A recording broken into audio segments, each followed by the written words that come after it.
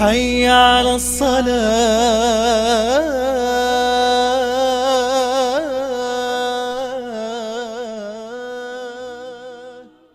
الله أكبر الله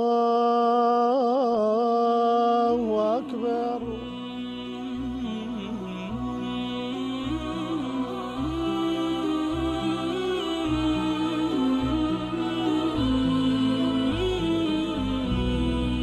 حي على الصلاة.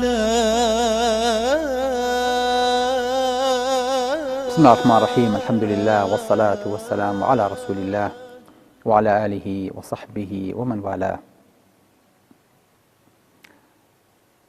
نوێژ و مەلایکە، نوێژ و فریشتەکان چ پەیوەندیەکیان پێکەوە هەیە؟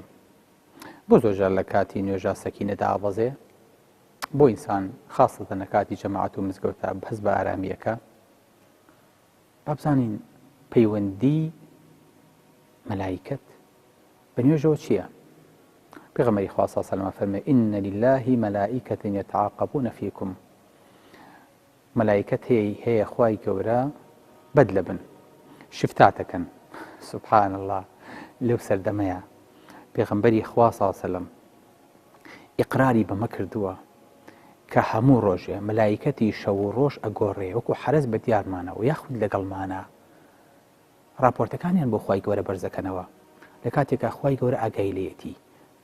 یعنی ئەمە راپۆرتی ڕۆژانەیە، نوێژی بەیانی نوێژی عەسر مەلایکەتەکانمان لەگەڵمانان بەد لەبن 12 ساعات دەوامەکەن. ئەچێتەوە بەلای خوای گەورە پرسیاریان لێەکە، ئەفەرمێت کەیفە تەرەکتم عیبادی، عەبدەکانتان چۆن بەجێهێشتم؟ خوای گەورە فەرمێ پرسیاریان لێەکە، پرسیار لەبارەی عەبدێکەوە ئەکات کە خۆی باش لە حاڵیان نەزانێ. مەلایکەتەکانە فەرمون تەرەکناهم وهم یصلون وئەتەیناهم وهم یصلون. شفتەکە لە کاتی کێ ئاڕوەدا؟ گۆڕانکاری و بەدلی ئەدوارەکە لە کاتی چی ئاڕوەدا؟ لە کاتی نوێژە. بۆ چکە کاتەکە گەورەیە. نوێژی بەیانی کۆمەڵە مەلایکەت بەرزە بنەوە، کۆمەڵە مەلایکەتی تر دێن. یعنی ئەو مەلایکەتی کە پێشتر هاتووە لە نوێژی عەسرا ئێستا تا بەیانی لەگەڵ تا بووە. یعنی ئاگای لە دوو نوێژت بووە، نوێژێکیان کە هاتووە، نوێژێکیان کە ئەڕوات و خواحافیزیەکە حوزورێ بێ لە بینیشانە نوێژەکان هەمووی لەگەڵ تایە. مەلایکەتەکەی تریش بە هەمان شێوە دەور و تەسلیم لەو کاتەیە ئەکرێ. خۆی گەورە پرسیاریان لێەکە، فەرمێت چۆن عەبدەکانتان بەجێهێشتم؟ لەن خۆی گەورە هاتی نوێژیانە کرد، ڕۆیشتیشین، یعنی هەر لە نوێژا بوون، یعنی ئاوا حادیسەکە نەقڵەکەن، یعنی چوین هەر خەریکی نوێژ بوون، ڕۆیشتیشین هەر خەریکی نوێژ بوون. تەراهم ڕوکعن سوجەدا، مەلایکە ئەم مەنزەرە ئەبینێ، ئەم مەنزەرەش بۆ خوای گەورە نەقڵەکە. سبحان الله، چەند عەزیمە کەواتە مەلایکەتێک هەیە خاص بەمە ڕۆژ بۆ ڕۆژ نا بۆ 12 ساعات ڕێپۆرتەکان بەرزەکاتەوە. کۆمەڵە مەلایکەتی ترمان هەیە دووشەمان و پێنجشەمان راپۆرتەکان بەرزەکەنەوە. سەیرە، یعنی راپۆرتی هەفتانە دووجار. مەلایکەتی ترمان هەیە لە جومعەکانە لە بەردەمی مزگەوت ئاوەستن و هەموو سەری جومعەیەک ناوە نووسن و راپۆرتەکان بۆ خوای گەورە بەرزەکەن. سەیرە، پێغەمبەری خوا صلی الله علیه و سلم فەرمێ ئەلا تەصفون کەما تەصف المەلائکة عند ربها. ئەوە ڕیز نابن وەکو چۆن مەلایکە ڕیزە بێ لە خزمەتی خوای گەورەیە. پێغەمبەری خوا مەلایکە چۆن ڕیزە بێ؟ فەرمێ یتیمون الصفوف الأول ويتراصون في الصف. فەرمێ سەفی یەکەم تەواوەکەن و دوایی ڕێک ئەوەستن لە کاتی نوێژەکانی و بینیان بڕەکەنەوە. یعنی ئێمەش وەکو وەستانی مەلایکە لە ئاسمانە وەستین لە کاتی نوێژەکانمانە؟ بەڵێ. هاوشێوەی ئەوە؟ بەڵێ. فێری تەنزیم و یەکڕیزی و سەفی پێشەوەمانەکە؟ بەڵێ. سبحان الله، کەواتە مەلایکە ڕەبتی زۆرە بە نوێژەکانی ئێمەوە؟ بەڵێ. إن الله وملائكته يصلون على نێژ خوێنەکان. إن الله وملائكته يصلون على چی؟ نبینیە. ئەمە حەدیثێکی پێغەمبەری خوا صلی الله علیه و سلم لە سونەنی ئەبوو داووددا هاتووە فەرمێ إن الله وملائكته يصلون على الصفوف الأول. خوا و مەلایکەتەکان سڵاوات نادەن لەسەر پێغەمبەری خوا صلی الله علیه و سلم لەم کاتەیە، سڵاوات دەدەن لەسەر ڕیزی یەکەمی پێشەوە. بنص قرآنك يصلون على النبي. بنص حديثك يصلون على الصف الأول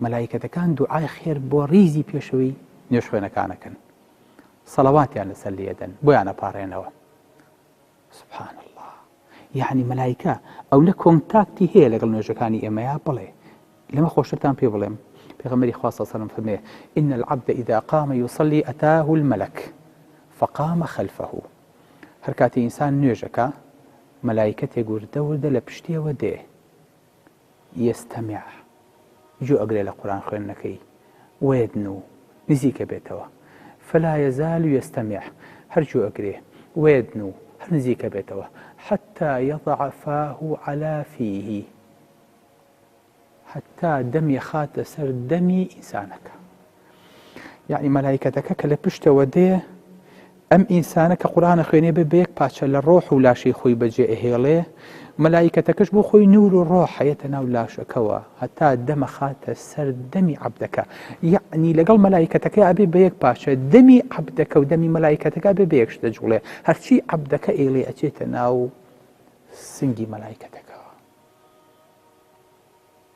يعني جسم كان أبيت أبن ملائكتي لبشتوا آوادي حتى أجيت ناو قالبي جسمي عبدك ودمي لسر دميتي بوي أبي دمان بس يوا باقين و جوان مضمضي بيبكين بيش أوي كدسكين بنيوجا كاتي زنوجا بوي نابي سير بخوين بوي نابي جقر بخوين بوي نابي بوني بيز لدمان بي چونك فطهروا أفواهكم للقرآن بيغمري خاصة فمي دم تان باكنوا بو قرآن خويندن سبحان الله حتى أو حد ملائكة بلي حديث كيت مباسكت كافرمي إذا أمن الإمام فأمنوا يعني كإمام لكاتي نجا فرمي ولا الضالين إما علين آمين هرما مصاني علي آمين هل إيه مجنين ملائكش دقل معنا يكبات شواني شلين آمين الله بيخمري خاصة فرمي ملائكة لشو نا فمي وقالت الملائكة في السماء آمين يعني كتو ليرة نيوجو خينيت دنقو صداي أم نيوجو أجت آسمان ملائكة لي جويلي أيوش دقل طالع آمين سيدي أم تفاعلك سيدي أم تكسمران وآبت أبونك ملائكة ليرة ملائكة لبيه ملائكة لبردرقاء ملائكة لقلطة ملائكة لكاتي نيجا ملائكة لكاتي آمينة ملائكة لكاتي سمع الله لمن حمد ربنا ولك الحمد كتو علي سمع الله لمن حمد ملائكتكش الله ربنا ولك الحمد بحاولك الدنقل لقلدني ملائكتك ياتي قلبي بوي بيك آواز هدوكتان بخيرن سبحان الله جاري كان بيغمبري خاصة صلى من نيجايا سربر زكاته وفرمي سمع الله لمن حمده صحابيك لدعائي وبياوي لدعائي فمي ربنا ولك الحمد حمدا كثيرا طيبا مباركا فيه سبحان الله صحابيك تنهانا لي ربنا ولك الحمد ولا ربنا ولك الحمد خواي سباس بوتو كام حمد حمدا سباسي كثيرا زور طيبا باك مباركا بيروس بيغمري خاصة سلام كدعاء سلام داتوا فرمي من المتكلم أو تشيهو أوايوت الصحابة كافر من بيغمري خاصة سلام فرمي لقد رأيت 39 ملكا يبتدرونها أيهم يكتبها الأول فمسيو أو ملائكة بيني مسابقة وبلفل ينبو چيان زوتر أم أجرب نوسي چل ملائكة سيو أو ملائكة أزان بو شكو حرف كان ببجيرن ربنا ولك الحمد حمدا كثيرا طيبا مباركا فيه سيو چوار حرف سيو چوار بيتر يعني هر ملائكة يبو يك بيت هاتوا كبين بسي سبحان الله العظمة نيش لقوري كلميك كلنوجع أو تري كسباسو ستايشي خواي قوري تياكري سيو أو ملائكة دا أبظن بش برزيي وببلبل هل يكون محاولاك أو فضل بو خوي بيزو تربين وسي بۆیە سەحابەکان فەرمی ئێمە کە پێش نوێژمانەکە لە خزمەتی پێغەمبەری خوایە ئەمان السلام على الله قبل عباده سلام لەسەر خوا پێش عەبدەکانی السلام على جبريل السلام على ميكائيل سلاممانەکە لە جبریل و مەلائیکەتەکان لە کاتی نوێژە پێغەمبەری خوا صلی الله علیه و فەرمی بڵێن السلام علينا وعلى عباد الله الصالحين سلام لەسەر ئێمە و لەسەر عەبدە صالحەکانی خوا ئەگەر واتانوت أصاب كل عبد صالح في السماء والأرض هەموو عەبدێکی صالحی ئینس و جین لە مەلائیکەت و لە ئینسانێک دێتەوە لە ئەرز و ئاسمانە اینجا فەرمێ کەواتە کە تۆ ئەڵێیت السلام علينا وعلى عباد الله الصالحين مەلائیکەتەکانێک دێتەوە تۆش دوعا بۆ ئەوانەکەی سبحان الله پێغەمبەری خوا صلی الله علیه و سلم فەرمێ هەر کەسێ لە کاتی نوێژان لە غەیری نوێژە سەڵەواتێ لەسەر من بە کە فەرمیت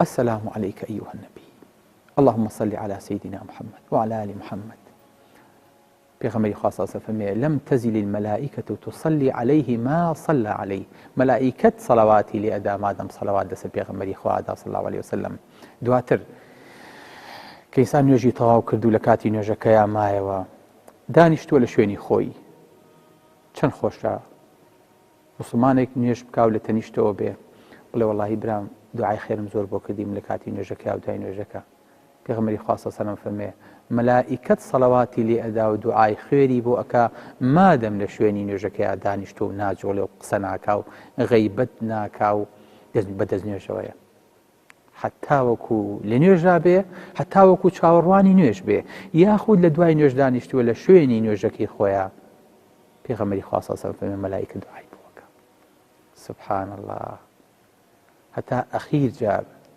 کە سەلام دەینەوە لە کاتی نوێژە بەم مەلایکە ئاڵین السلام عليكم ورحمة الله بەم مەلایکەتەشیان ئەڵێین السلام عليكم ورحمة الله کەواتە زانن ئیشەکە چەند گەورەیە لە وەستانی ڕیزەکەمانەوە بۆ نوێژ حتا وەکو سەلامدانە و دانیشتنمان دوایی سەلامدانەوەش مەلایکە لە خزمەتایە مەلایکات بینێ مەلایکە جسمی ئاوێتی جسمتە بێ مەلایکە دوعای خێرت بۆکە مەلایکە ئامینەکە تەفاعولەکە ئەجوڵێ لەگەڵتا نوێژەکە لەگەڵتا کەواتە زانن بۆ نوێژ گەورەیە زانن بۆ نوێژ نووری دیدەیە بەڵێ چونکە لاشە بەجێ ئەمێنێ و یەک پاچە ئینسانە بێ بە ڕوح و نورێکیش لە مەلایکەتەیە چێ بۆیە ئاسوودە و دڵ ئارامە بێ بە نوێژەکانی یا بیلال ئەقیم الصەلات ئەریحنا بها ئەی بیلال نوێژەکە بکە و ئاسوودەمان کە بە نوێژ چونکە سەکینەت و ئاسوودەیی لەگەڵ مەلایکەتا دابەزێ سلام عەلەیکوم ورحمەتوڵڵاه.